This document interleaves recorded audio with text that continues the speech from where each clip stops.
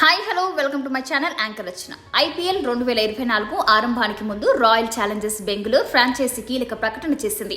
తమ పేరును royal Challengers Bengaluru నుంచి రాయల్ ఛాలెంజర్స్ బెంగళూరుగా మార్చుకున్నట్లు అధికారిక ప్రకటన విడుదల చేసింది.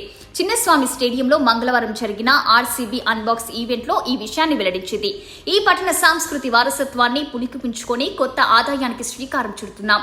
రాయల్ ఛాలెంజర్స్ బెంగళూరు ఇది మీ జట్టు, మీ ఆర్సీబీ అంటూ కొత్త లోగో, నూతన జెర్సీ రివీల్ చేసింది.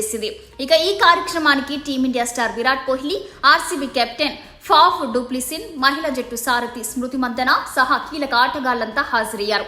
ఈ సందర్భంగా ఆర్సీబీకి తొలి టైటిల్ అందించిన ఉమెన్ ప్రీమియర్ లీగ్ 2024 ఛాంపియన్ స్మృతి మందన సేనకు పురుష జట్టు నుంచి గార్డ్ ఆఫ్ ఆనర్ లభించింది.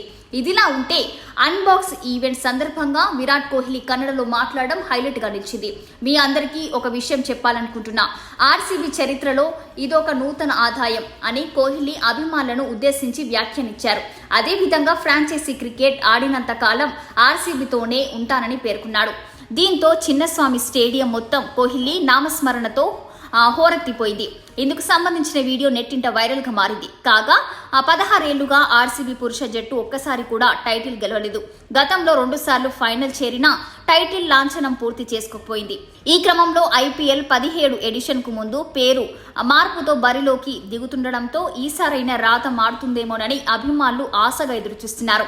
డబ్ల్యూపీఎల్ టైటిల్ గెలవడం శుభ సూచకమంటూ మహిళా జట్టును ప్రశంసిస్తూనే ఫాఫ్ బృందం కూడా ట్రోఫీ గెలవాలని ఆకాంక్షిస్తున్నారు. మరిన్ని ఇలాంటి లేటెస్ట్ అప్డేట్స్ కోసం మన ఛానల్ని సబ్స్క్రైబ్ చేసుకోండి.